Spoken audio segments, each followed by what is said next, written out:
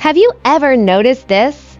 A glass slips off a table, and before you even realize what is happening, your hand is already there. You caught it cleanly. You did not think about gravity. You did not calculate angles. You did not make a decision. Your body just moved.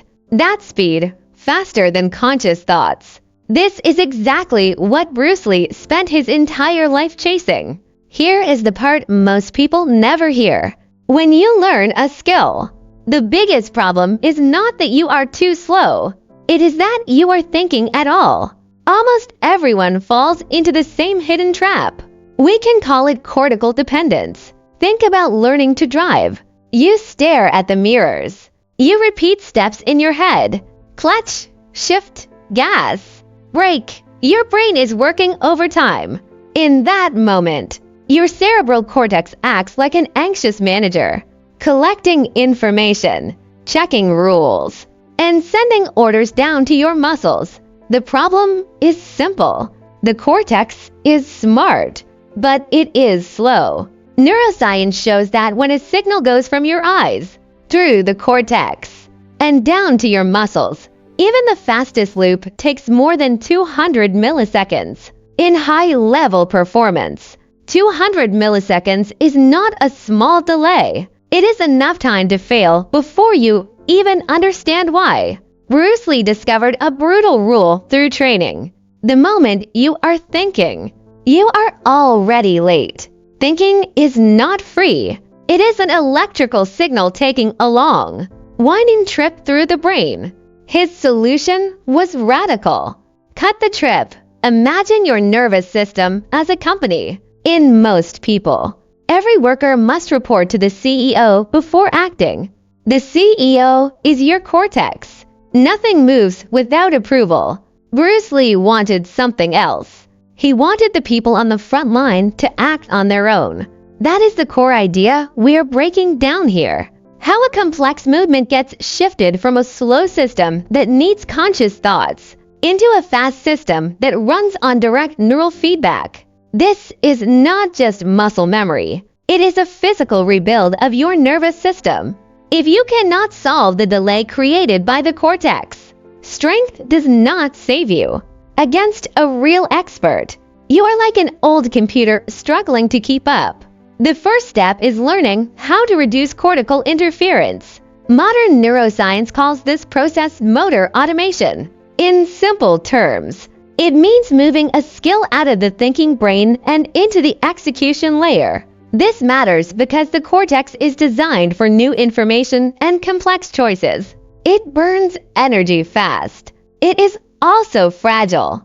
Fear, pressure, and stress disrupts it easily. You've seen this happen. Someone performs perfectly in practice, then collapses under pressure. That is not a lack of skills. It is the cortex panicking and trying to control something that should already be automatic. Bruce Lee trained in a way that forced the brain to stay quiet.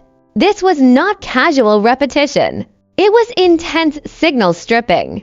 He placed himself in situations where too much information had to be processed too quickly. When speed and pressure exceed what the cortex can handle, the brain protects itself. It lets go of control and hands movement over to deeper systems that operate faster and more reliably. Think of a path outside your home. At first, it is just open ground. Walk it enough times and a trail appears. When the cortex is involved, it is like driving a tank across that field. Powerful, but slow. Removing cortical controls is like building high-speed connections directly between neurons. To force that shift, Bruce Lee relied on something called prediction error. Slow practice trains logic. Unstable practice trains reality. By changing environments, using unstable surfaces, or training in darkness, he forced the nervous system to rely on physical feedback instead of conscious planning. This is exactly how artificial intelligence is trained. Feed it only perfect data, and it fails in the real world. Feed it noise, errors, and unpredictability, and it learns to adapt. The result in the human body feels almost electrical. A shoulder moves, and your body responds before your brain even registers the motion visually. This is not about moving faster. It is about operating at a lower logical layer. Any skill that requires thought during execution becomes a liability under pressure. Real mastery feels automatic, like breathing, like a heartbeat. If nerves were wires, most people have exposed cables. Signals leaking, speed drops. Instructions blurred. Bruce Lee's speed came from something different. His neural wiring was heavily insulated. That insulation is called myelin. It is not a metaphor. It is physical. Every time you perform a movement correctly with deep focus, your nervous system reinforces the pathway, layer by layer. Myelin builds around the active nerve fibers. Thicker myelin means faster and cleaner signals. Research shows that heavily myelinated fibers can transmit signals up to 100 times faster. This is why Bruce Lee could generate explosive power from extremely short distances. It was not muscle size. It was signal quality. But this kind of reinforcement has a hard requirement: precise discomfort. Mindless repetition does nothing. Myelin only grows when the nervous system is pushed to its adaptive edge. Bruce Lee trained by removing waste. Every unnecessary twitch, every extra contraction, each strike reinforced a single optimal path. Imagine a forest filled with small trails. After tens of thousands of precise passes, one wide highway remains. Once that highway exists, the brain stops micromanaging. You give a start signal, and the body executes instantly. This is why he could strike first. His transmission efficiency moved beyond normal human limits. Now we reach the deepest layer, the spinal cord. For a long time, it was seen as nothing more than a cable. We now know it contains complex circuits capable of making decisions on their own. Bruce Lee achieved something rare. He shifted combat decisions away from the cortex and down to the spinal level. This creates a closed-loop reflex system. Imagine a punch coming towards you. The signal reaches your spinal cord. Local circuits process timing, pressure, and angle. A response is issued immediately. The brain becomes an observer that arrives late. To reach this level, Bruce Lee used extreme interference. He overloaded the cortex with secondary tasks while forcing the body to react. Balance challenges, rotating objects, competing sensory input. The cortex stays busy. Survival moves downward. Spinal circuits operate in milliseconds, much faster than visual processing. This is the real meaning behind the invisible punch. The fist is not invisible.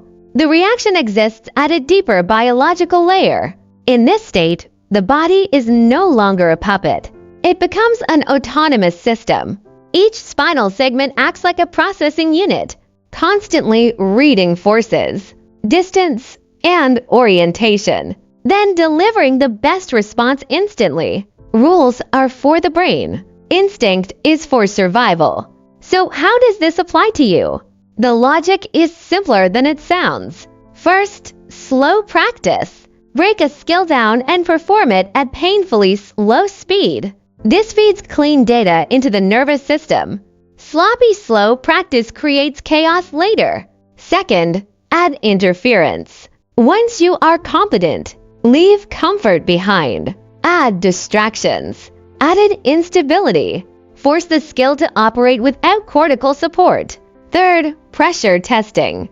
Only extreme conditions trigger true automation. The body must believe instinct is the only option. Bruce Lee's life was a biological experiment. He proved that humans can move beyond the limits of conscious thought. What we call intuition is not luck. It is the physical result of thousands of hours of precise neural construction. When the brain steps back and the body takes control, something changes. You realize you are faster than you thought, stronger than you imagined. This is not about fighting. It is about taking control of the system you live in. And when you reach that state, the world seems to slow down. Time does not change. Your processing speed does.